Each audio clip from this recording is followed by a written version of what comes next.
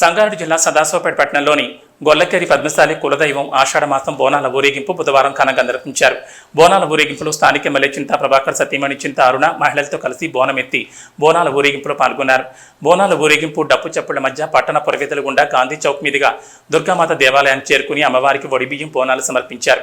ఈ కార్యక్రమంలో municipal vice chairman Chinta Gopal, BRS రాష్ట్ర నాయకుడు Chinta Sainath, municipal chairperson Aparna Shivraj Patil, municipal కౌన్సిలర్లు ఇంద్రమోహన్ గౌడ్, మహిళలు పాల్గొన్నారు.